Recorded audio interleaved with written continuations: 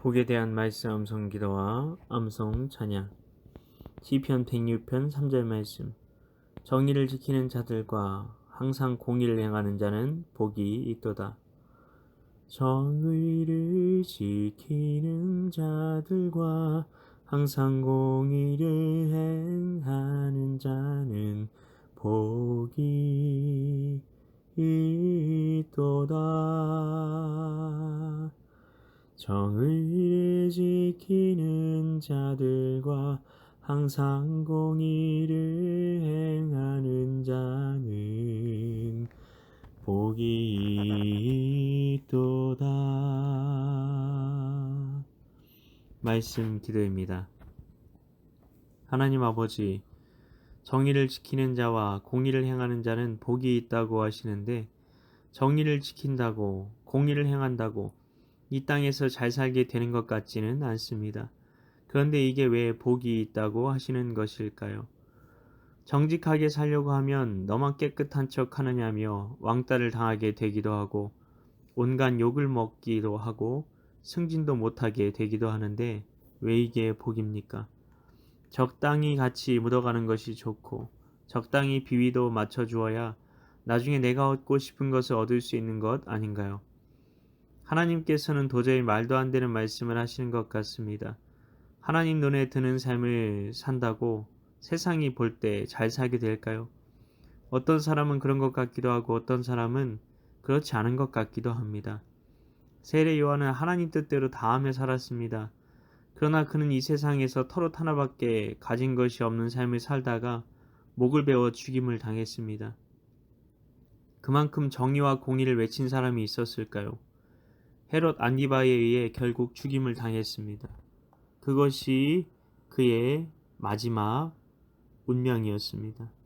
공의로운 말을 왕 앞에서도 서슴지 않고 했기 때문이었습니다. 우리는 복에 대해 어떻게 생각하고 있는지부터 점검해야 합니다. 복이 무엇인가요? 복은 하늘로부터 내게 주어지는 은혜입니다. 여기서 하늘은 하나님을 말합니다. 하나님을 알지 못하는 사람들도 복은 하늘로부터 내려온다는 것을 알았습니다. 그래서 중국인들은 복이라는 글자를 거꾸로 써서 집이나 가게에 붙여놓기도 하는 겁니다. 하늘로부터 내려오는 그 복을 내가 결정할 수는 없습니다. 하늘로부터 내게 주어지는 것이기 때문입니다.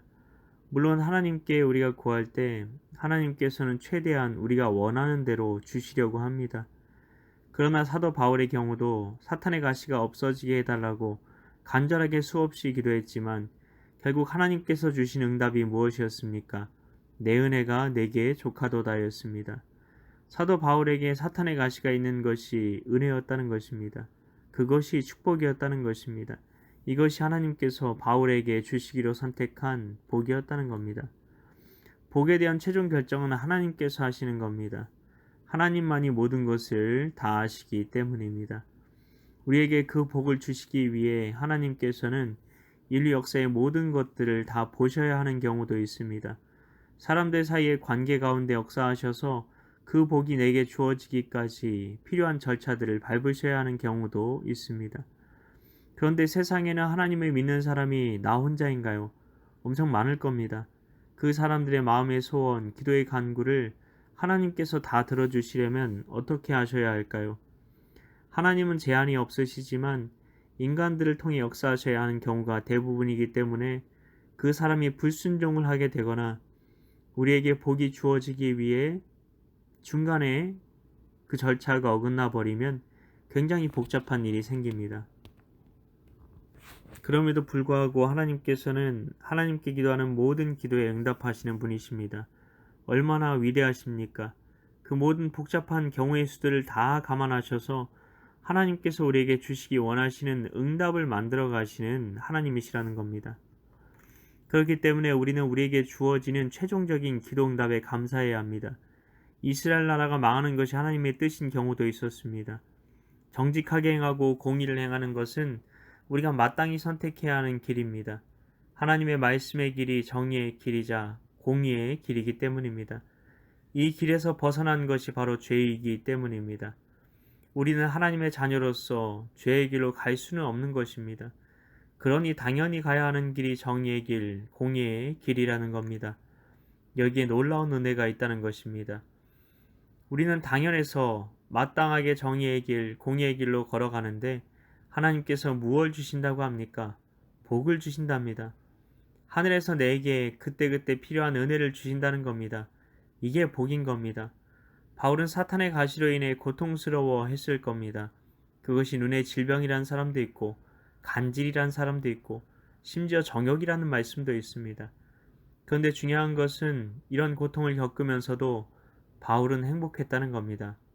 이것이 하나님의 선물이라고 생각했기 때문입니다. 그러자 더 이상 그것이 사탄의 가시로 느껴졌을까요?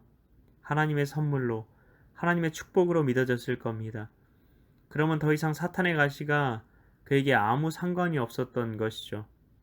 내게 주어진 그 어떤 고통이라도 그것이 하나님의 선물이라고 믿어진다면 어떨까요? 정의와 공의의 길을 걷는 자는 경건하게 살려고 하는 자에게는 고난이 있다는 말처럼 당연한 고통이 뒤따르는 삶을 살게 됩니다. 그런데 그 고통도 축복으로 믿어지는 놀라운 기적이 일어난다는 것입니다. 하나님께서 세우시는 리더는 고통을 축복이라고 믿을 수 있는 사람입니다. 하나님께서는 우리를 그 자리로 부르고 계신 겁니다. 내가 하나님의 길로 걸어가고 있습니까? 그런데 내게 고통이 주어집니까? 그 고통에 대해 하나님께서는 이렇게 말씀하십니다. 내 은혜가 내게 족하도다. 하나님 아버지, 우리가 의의 길로 걸어갈 때 우리에게 주어지는 고난이 하나님의 선물이라는 것을 몰랐습니다. 믿지 못했습니다. 그런데 오늘 말씀을 통해 내 은혜가 내게 족하도다 라고 말씀해 주시니 감사드립니다. 우리에게 주신 이 큰 은혜에 대한 믿음이 우리 모두에게 있게 해주셔서 고통도 축복으로 믿게 되는 하나님의 사람으로 저희가 세워지게 하옵소서. 이를 통해 주의 나라와 영광을 위해 쓰임받는 우리 모두가 되게 하옵소서. 이를 위해 오늘도 말씀 성기도 암송 찬양 가운데 나아가오니 성령으로 임하사 고난 가운데 은혜를 발견하는 영적인 눈이 띄어지게 하옵소서. 믿고 감사드리오며 예수님 이름으로 기도하옵나이다. 아멘.